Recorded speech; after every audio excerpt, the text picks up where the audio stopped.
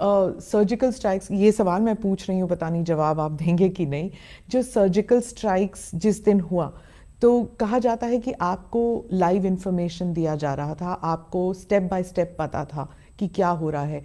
उस वक्त आप क्या सोच रहे थे? क्योंकि ये संभव था कि सर्जिकल स्ट्राइक ऑपरेशन सक्सेसफुल ना हो, तब उसकी जिम्मेदारी भी आप पर होती कि एक बॉच्ड स्ट्राइक है। और ये भी हो सकता था कि लोग आपको एक वॉर मॉन्गरिंग लीडर के तौर पर समझे कि आपने पाकिस्तान पर आक्रमण किया, आप जंग छेड़ना चाहते हैं। उस वक्त आपके मन में, क्योंकि ये पहली बार था कि as a prime minister you were taking such a step, तो आपके मन में उस वक्त क्या था? देखिए, जब उरी की घटना घटी और जिस प्रकार से हमारे सेना के जवानों को मार दिया गया और जलाया गया, उस घटना ने मुझे बहुत बेचैन बना दिया था और मेरे भीतर एक आक्रोश था। मैं बेचैन हो गया था। मैं केरल गया था। मैंने केरल में एक पब्लिक मीटिंग में इसका जिक्र भी कर दिया, क्योंकि मैं अपने आप को रोक नहीं पा रहा था। लेकिन मैं एक लोकतांत्रिक व्यवस्था का प्रतिनिधि हूँ और मेरा व्यक्तिगत गुस्सा, मेरा व्यक्तिगत आक्रोश, मेरी व्यक्तिगत बेचैनी, इस पर व्यवस्था पर कभी प्रभाव नहीं होना चाहिए। मैं संतुलन समझता हूँ। लेकिन ऐसा हुआ क्यों, उसके लिए मैंने सेना के लोगों से लगातार चर्चाएं की। लेकिन मैंने अनुभव किया कि मुझसे तो सेना के अंदर आग ज़्यादा लगी हुई है। वे किसी भी हालत में इस परिस्थिति में देश के जवानों के मॉरल के लिए भी उनको न्याय दिलाना चाहते हैं। तो मैंने उनसे कहा कि आप पूरा डिजाइन करके लाइए, मेरे पास क्या है, क्या रिक्वायरमेंट है। और मैंने कहा आप जितना भी कर सकते हैं करिए, आप सोचने में कमी मत करना, फिर बैठ के तय करेंगे कितना कर सकेंगे, नहीं कर सकेंगे। मैंने उनको खुली छूट दी। उन्होंने पूरा प्लान किया, वो लेके आए मेरे पास। 2 बार हमको डेट बदलनी पड़ी इस ऑपरेशन की, क्योंकि मैं फुल सिक्योरिटी चाहता था। आखिरकार ऑपरेशन तय हुआ। मैं जानता हूं कि ये बहुत बड़ा रिस्क था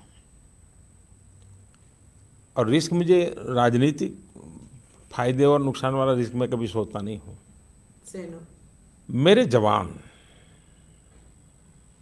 उनका कोई नुकसान नहीं होना चाहिए, क्योंकि वो हमारे शब्द पर जिंदगी लगाने के लिए निकल पड़े। तो उसके लिए जो कुछ भी साधनों की ज़रूरत थी, उसको भी कुछ साधन भी जुटाए गए ताकि कोई तकलीफ ना हो।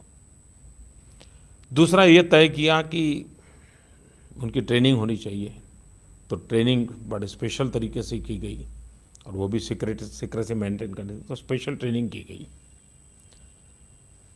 उसमें भूभाग, वहाँ की अड़चनें, उसको भी देखा गया। क्या क्या रुकावटें आ सकती, इमेजिनेशन करना, उसकी भी चिंता की गई।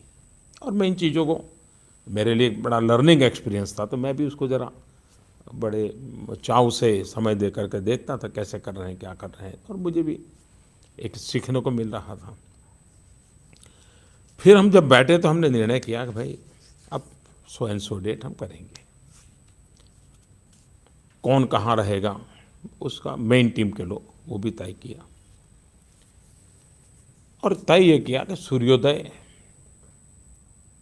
के पहले हमारे लोग वापस आ जाने चाहिए। और मैंने स्पष्ट आदेश दिया था कि सफलता मिले या विफलता, उसकी चिंता छोड़ देना, लेकिन सूर्योदय के पहले वापस आना है। हम इस मोह में पड़ जाएं और फिर लंबा खींच ले, ऐसा नहीं।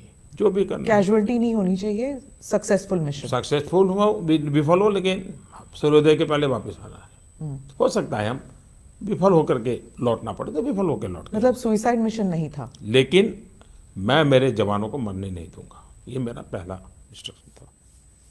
उनको वेल इक्विप किया गया था, वेल ट्रेन किया गया था, और उनको खुद को निर्णय करने का मौका दिया था कि बताओ भाई इतना बड़ा रिस्की काम है। तो छांट करके लोग निकाले थे। फिर इस प्रक्रिया में थोड़ा समय भी गया था, देश में भी आक्रोश था। मैं लाइव कांटेक्ट में था चीज़ें का, लेकिन सुबह जानकारी आना बंद हो गया। सूर्योदय होते तक मैं फिर बेचैन होने लगा। मेरे मन में होता था कि क्या हुआ भाई, घंटे भर से कुछ खबर नहीं आ रही है।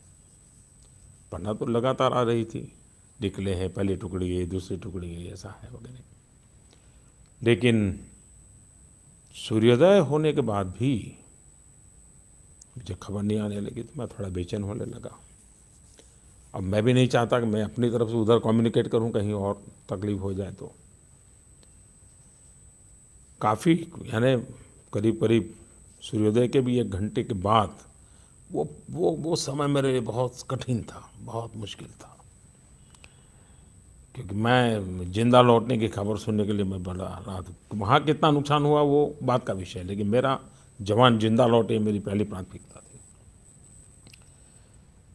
फिर एक खबर आई करीब घंटे भर के बाद सूर्योदय कि अब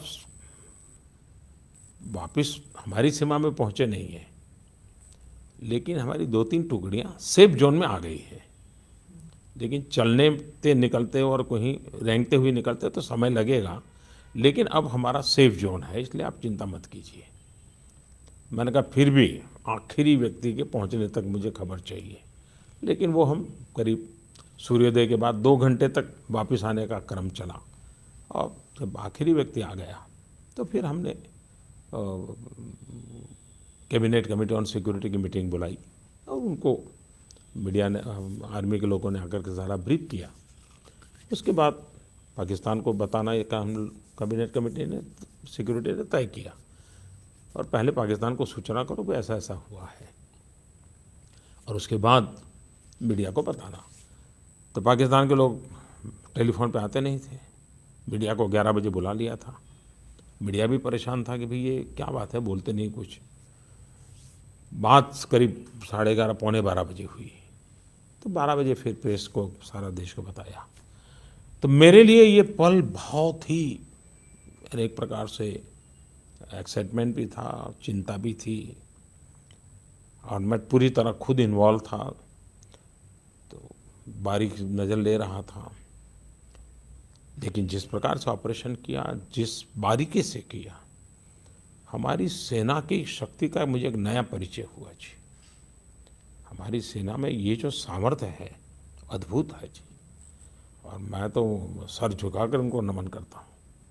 कितनी बारीकी से, इतनी परफेक्टली उन्होंने प्लान किया, और इसलिए गर्व होता है हमारी सेना पर।